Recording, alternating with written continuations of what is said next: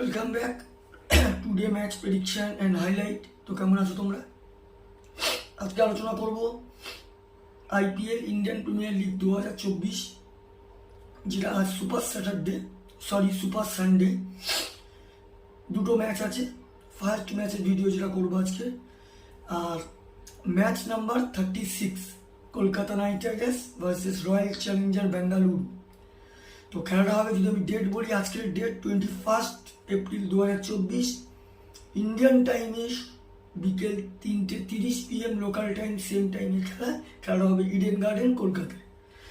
তো আজকে বেশি খুব একটা আলোচনা যাব না, কারণ সময় খুবই কম, দুটো ম্যাচের ভিডিও করতে হবে।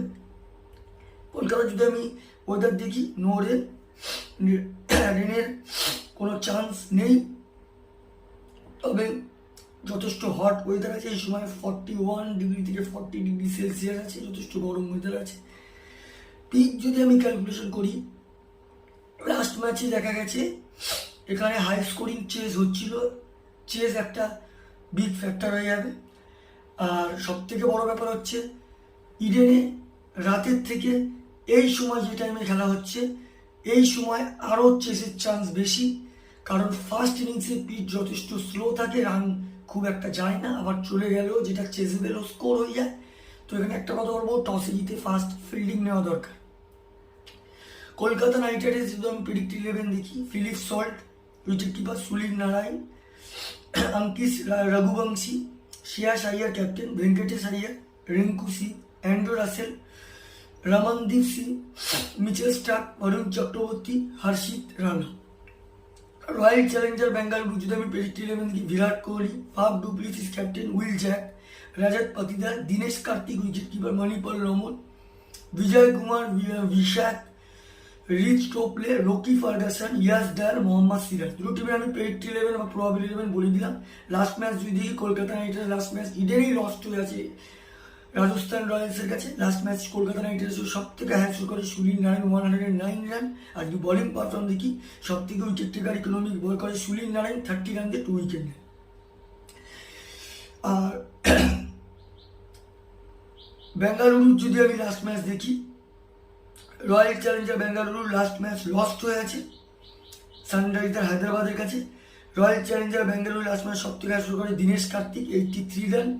আর যদি বলিং পারফর্ম দেখি, সব থেকে উইকেট টেকার বল করে লোকি ফার্গাসন, 52 রান দেয়, কিন্তু 2 উইকেট নেয়। যাই হোক, দুটো টিম যদি এখানে পার্সেন্টেজ ক্যালকুলেশন করি, যদি টিম হিসাবে বিচার করা যায় আর পারফর্ম হিসাবে বিচার যায়, কলকাতা অনেকটা এগিয়ে আছে। 65% আমি কলকাতাকে দেবো, 35% আমি রয়্যাল চ্যালেঞ্জার বেঙ্গালুরুকে দেবো। তো আমার প্রেডিকশন, আজকে match winner Kolkata Knight Riders win this game. Kolkata Knight Riders এই ম্যাচ জিতবে। আর যদি এখানে টপ ফ্যান্টাসি পিক দেখি, কারা কারা এই ম্যাচে পারফর্ম করতে পারে, কলকাতা নাইট রাইডার্স যদি টপ ফ্যান্টাসি পিক দেখি, Philip Salt, Shreyas Iyer, Andre Russell আর বরুণ চক্রবর্তীকে টপ ফ্যান্টাসি পিকের মতো দেবো।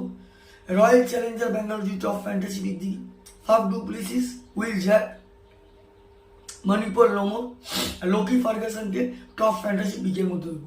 রানের যদি এখানে ক্যালকুলেশন করা হয়, যদি Kolkata Knight Riders first bat করে, তো আমার ক্যালকুলেশন 180 থেকে 190 করবে, যেটা 15 to 20 রানে কলকাতা নাইট রাইডার্স উইন হবে। রয়্যাল চ্যালেঞ্জার ব্যাঙ্গালোর যদি ফার্স্ট ব্যাট করে, তো আমার ক্যালকুলেশন রয়্যাল চ্যালেঞ্জার ব্যাঙ্গালোর 170 থেকে 180 করবে, যেটা 5 to 4 উইকেটে কলকাতা নাইট রাইডার্স উইন হবে। তো ভিডিওটি ভালো লাগলে লাইক করো, শেয়ার করো, কমেন্ট করো আর সাবস্ক্রাইব করো। বাই।